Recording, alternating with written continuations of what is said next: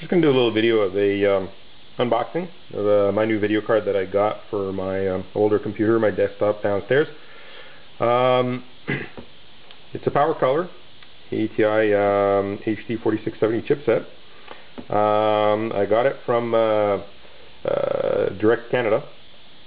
I guess a wholesaler of products, computer products. They had the best price that I saw online for the product. It's got 1 gig of RAM of DDR3. I know it's not the most recent memory, but you know, I think for what I'm going to be replacing, it's going to most certainly suffice.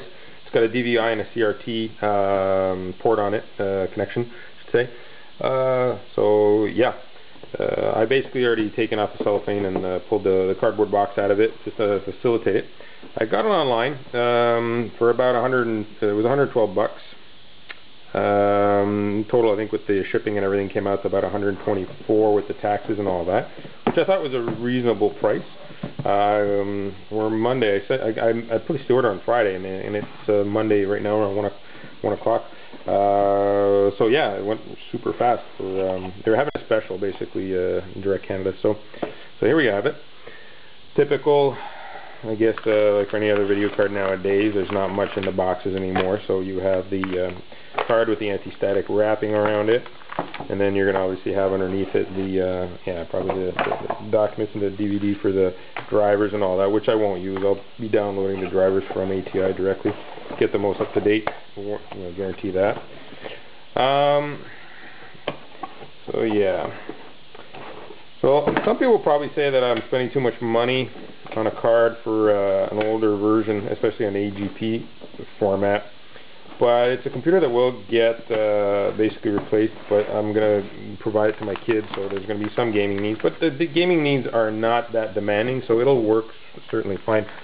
Yeah, there will be probably bottlenecks within the motherboard itself compared to what the card is able to produce, but that's okay, because like I said, it's not going to be a really overly demanding card use. So I think it's going to be, and I thought for the price it was reasonable. There aren't that many choices of cards out there for AGP anymore. So basically I wanted to get something that I know would have a pretty much good longevity as much as possible, and get all the bells and whistles, I guess, that the Maximize of AGP could provide. So there we go, we have the card. It's got a honking fan on there cooling with the heatsink on the bottom, which is a nice feature to see, because obviously my older computer doesn't have as much ventilation as it should, as the newer ones basically do. And there we go with the DVI and CRT connection, or some people call VGA, if you will, the typical older connectivity, which is connections. It's a PCI card, though. This is it is an AGP, but it's a PCR basically design card, which then they changed to an AGP because they sell the exact same card and PCI E version, and it actually has an HDMI connection as well on top of it, and it's $10 cheaper. Go figure. So yeah, I know that this is not a true from the ground up AGP card, so there are certain, I guess, nuances that they could provide or whatever. I don't think it should be noticeable on my computer, because like I said, I'm not doing any video rendering or anything like that, so, or really high-end game usage that would require these video cards to to perform something. So my only drawback right now is I know a lot of the cards that I have been looking on online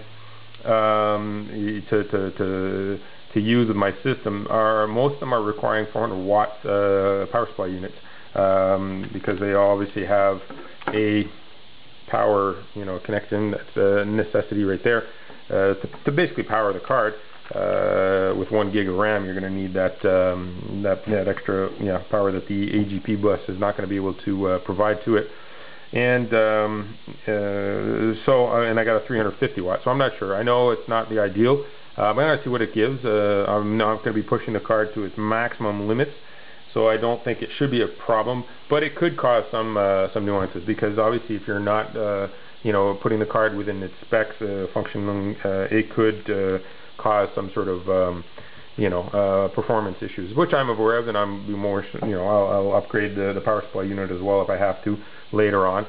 get something that can to give the necessary performances that the card needs. So there you have it. It's a really nice build. I think Powercolor, I didn't hear from know about them really, but I mean, I think in the video card market, these guys kind of pop up and leave. Every other day there's a new guy coming in town to sort of. But what I've heard, they do make a good product.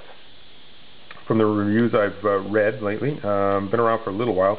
Yeah, for the price, I have to say it's I can't complain. I could have gone for maybe a younger chipset, an older chipset like a 3800 series or something like that from ATI or something from NVIDIA. But I figured, why not go for the most that I can get? The biggest reason as well why I went with the 4670 is because I did read in the reviews that the performances are very similar to a 3800, like a 3850 or 3870.